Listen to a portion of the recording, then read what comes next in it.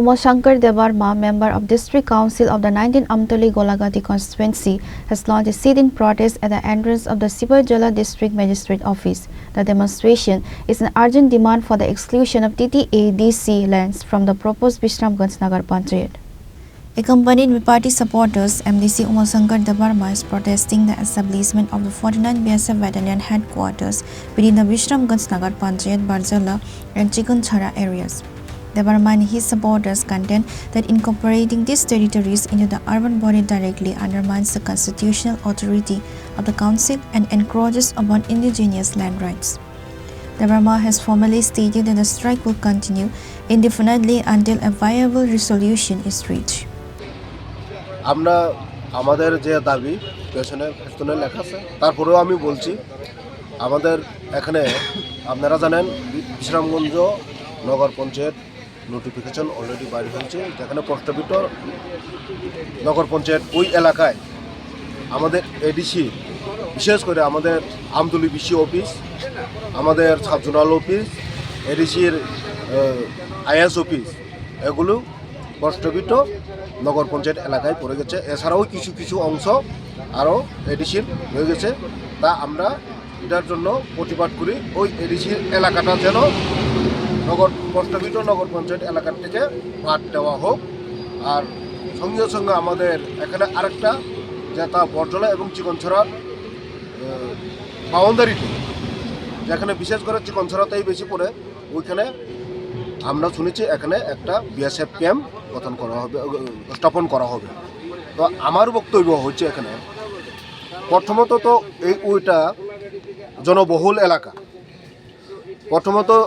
ওইটা জনবহুল এলাকা দ্বিতীয়ত ওখানে যে জায়গাতে বিএসএফ ক্যাম্প স্থাপন করার জন্য জায়গা দেখা হয়েছে এখানে এখন রাবার বাগান মানুষের জীবিকা নির্বাহের এখানে রাবার বাগান লাগানো আছে ফসল মানুষরা গ্রহণ করতে ওইখানে আমরা বিরোধিতা করি। এর জন্যই এমন কি পরিস্থিতি হয়েছে ত্রিপুরা রাজ্যে যে এমন জনবহুল এলাকাতে যেখানে ওই এলাকার বাসিন্দারা ফসল চাষ করে রাবার চাষ করে জীবিকা নির্বাহ করার একমাত্র রাস্তা ওইখানে রাবার গাছ কেটে বিএসএফ ক্যাম্প করার জন্য কি এমন পরিস্থিতি হয়েছে।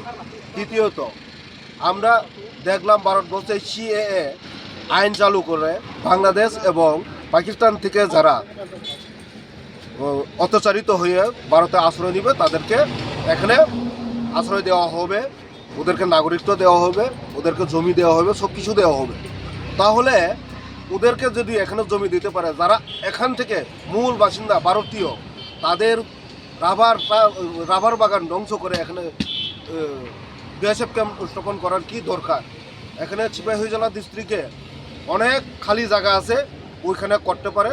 আমার যদি ওইখানে বরজলা এবং চিকনছড়ার মাঝখানে যে জায়গাতে সরকার যদি উন্নয়নের জন্য প্রকল্প গঠন করতেই চায় তাহলে ওইখানে কলেজ করা যায়, ওইখানে তোমার হসপিটাল করা যায়, ওইখানে আপনি আইটিআই করা যায়, স্কুল করা যায়, এমন অনেক কিছু আছে। এটা জম্পুজলা সাব ডিভিশন এবং বিশালগড় সাব ডিভিশনের মিডলটা জম্পুজলা এলাকাতে কোনো কলেজ নেই, ওইখানে এটা জম্পুজলার এলাকার কলেজ হিসাবেও গ্রহণ করা যায়।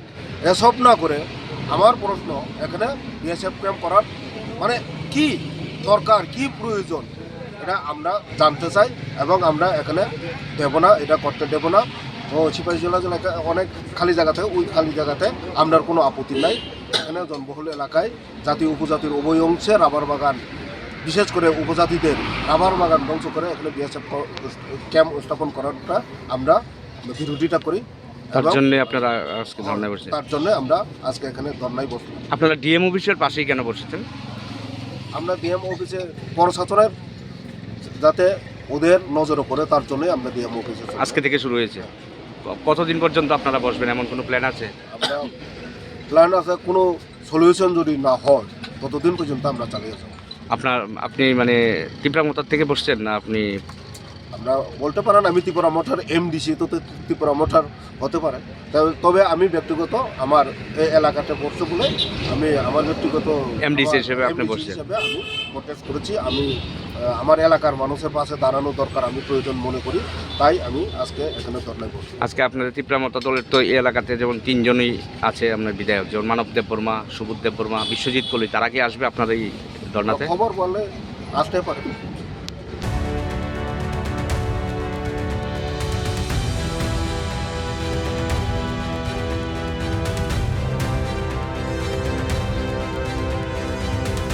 reported by Jivan from Vishalgarh, Chinikhara.